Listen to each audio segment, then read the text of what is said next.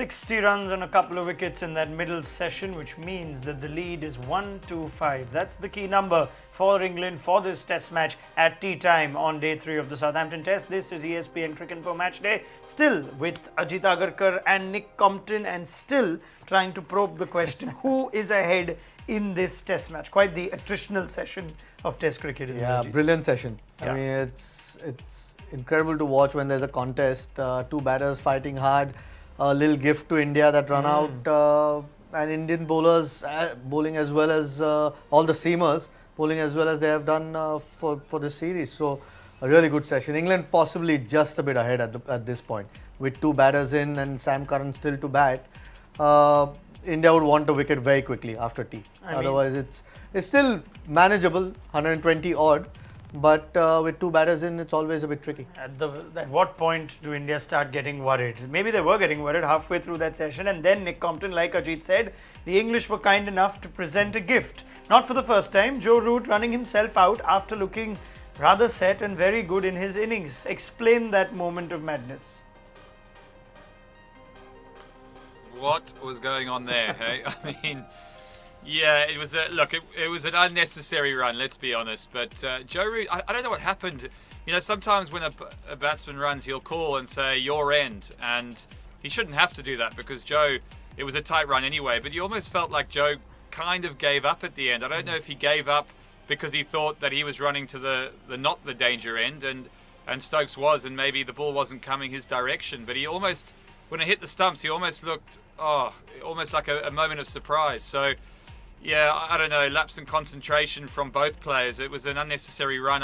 Joe Root should have run his bat in properly, and I think he would have got in. So I think another disappointing end. I think Joe Root's batting in his rightful position, looked every bit the class player that he is, and I thought he was weathering the storm quite well. But really disappointing. I think they've let India right back into this game, and as I have to agree with Ajit, I think on sort of balance, I'd say England just slightly ahead, but I mean, it won't take a lot to change that. Nick Compton hammering home the point that he likes to. Joe Root must bat at 4. Yeah, he can't end an innings after he looks that good. George Dobell had a great view of that moment of madness or daftness, whatever you want to call it, when the England captain ran himself out for the second time this series. George, what was it? It didn't look like he was that hesitant, or was it just that he wasn't expecting the throw? I'm sure you guys had a bit of a laugh when you saw that.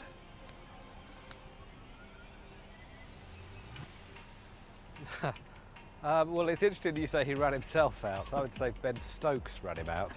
I think he just called him for a single that's completely ridiculous. We're only midway through the third day. Yeah, the third day. There's no need to be looking for quick singles like that. While Root was maybe a little bit hesitant and while he maybe could have dived, really, there was just no need to go for that single. It's the second time this series. I do think the Root's a bit out of luck, and I do think number 4 is the position for him. But I think generally as a batsman, if you are bemoaning your luck, you're probably deluding yourself. And the problem isn't where he's batting so much as his technique. And I think he's got technical problems which aren't being resolved by this England coaching setup. Okay, we are going to talk about technical problems. Let's start with Johnny Bairstow, who started this session off with some excitement. Not for the first time, first ball duck. Yeah, pretty loose, isn't it? I mean, for someone who's just come out after lunch, great start from Shami to get it, no sort of looseness after lunch. Get it full and straight, and a little bit of sort of reverse, a little bit of tail in, but that's a pretty ordinary shot. Let's establish it's been reversing a little just before lunch too. The Keaton Jennings wicket, and then... Yeah, it was. So, I mean, you as a batsman, I'm sure he's watched it.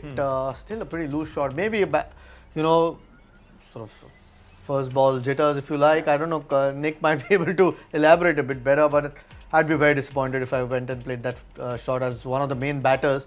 When the game's in the balance at that point, your captain's at the other end. Yeah, pretty ordinary shot in my opinion.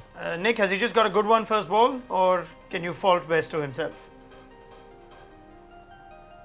I think if there's balls to bowl to Johnny Bairstow early on, it's definitely the ball that comes back. I think when you looked at him earlier on in his career, for a very, very good batsman, he got bowled in his career far too much. I think he's been bowled 8 times in the last 20 innings, and I think for the caliber of player that he is, that's too many.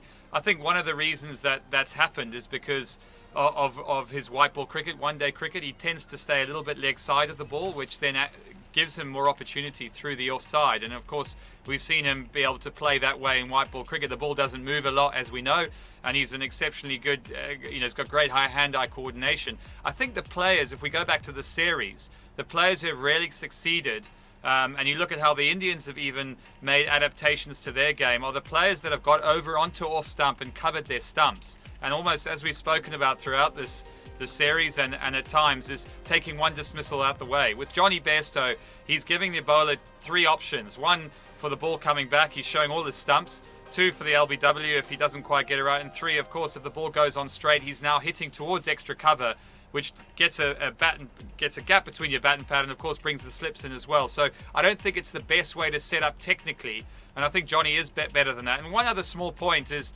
I don't think this wicket-keeping issue has really put him in the right frame of mind. I'm not saying he's going out there and trying to play shots like that, but I think there is an aspect of him that will still be feeling a slight hangover for not having the gloves. And I think I can only hope that Johnny gets himself and his head on, because he's such a fantastic player. But I do feel he needs to get over to off stump and look to play those type of deliveries a lot straighter and with more respect, particularly early on. George, I wonder what whether you'd like to come in on Nick's point there. And we've heard a lot of this. Johnny Bairstow not very keen to give up the gloves. I mean, 6 and naught and an annoying finger. I'm sure it's a forgettable test match for him. But what's the big deal of this Johnny Bairstow wanting to keep wicket, wanting to hold the gloves? You go with Nick's point that that's partially or could be playing on his mind?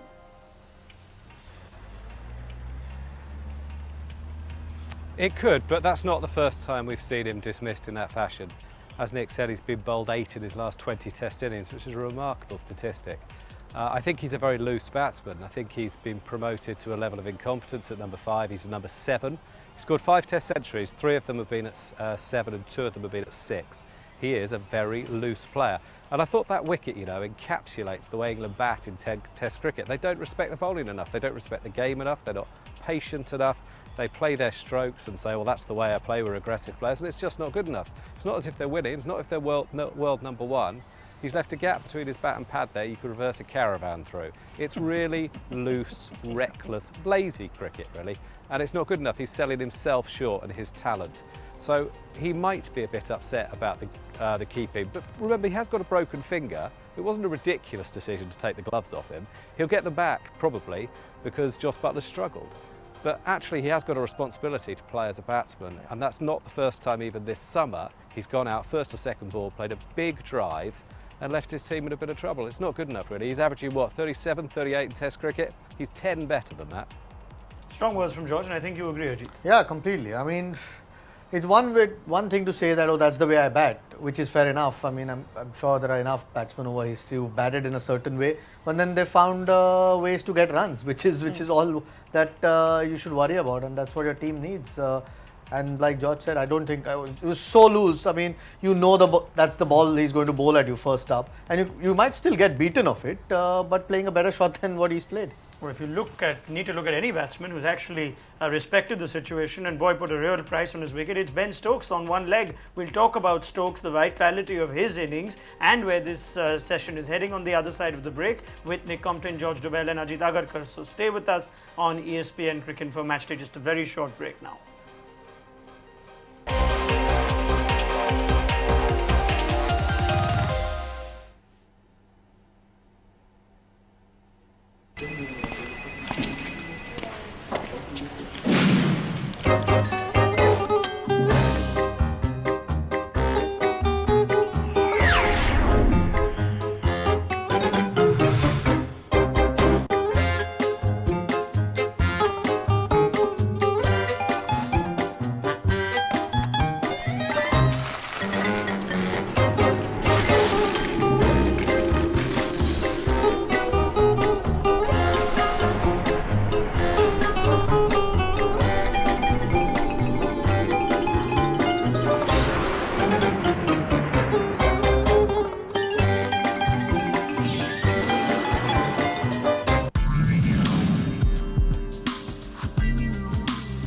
Catch the best of the England-India series on ESPN Cricket Info.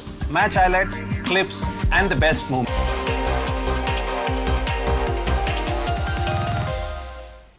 Fast approaching what should be a pivotal final session of play on day 3 on ESPN Cricket for Match Day. Let's go back to George Dobell, senior correspondent from the UK, waiting outside the Ageas Bowl and baking like the Southampton pitch under the sun. So, George, final comment from you. This test is so wonderfully poised, but 125 is the lead. At what point does either side start feeling comfortable?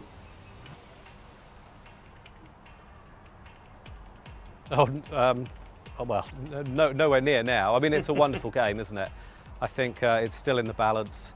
The series is still in the balance. I mean, in the grand scheme of things, this is just what Test match cricket needs globally.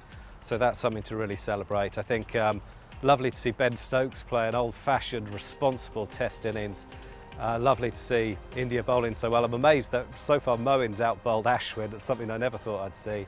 But it's, yeah, I've no idea which way it's going to go, if that's what you mean. But I'm delighted to be able to watch it and see it unfold.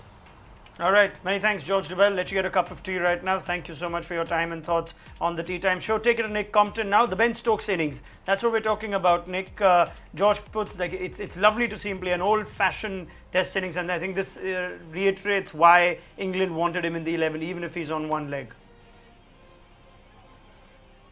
Yeah, I think it's great that Ben Stokes has been able to adapt the way he has to Test cricket. I think we all knew him as somebody who could come in and take the game away from a team, and of course he's got the power and the brawn to do that. But I think the way he's adapted over the last 16 months in particular, technically, I think he's as good technically as I've ever seen him. You know, he's watching the ball very well. He looks like he can spend time out there, and it isn't just about his positive shot. So for me, that's a real positive. I think if we're going to start looking at players who can potentially come up the order, I mean, he's probably putting his hand up at this stage. Whether England want him to do that's a different question. But I think at the moment, he's providing a bit of backbone, a bit of stability. I think Jos Buttler's got a couple of good balls either side of his innings, but managed to get a few away on the leg side. So if Jos Buttler can get going and Ben Stokes keeps building, keeps solidifying England's position, and then Sam Curran can come in and do what he's done over the last few tests, then I think England have got a good chance to get a total that potentially could be out of India's reach. But at the moment,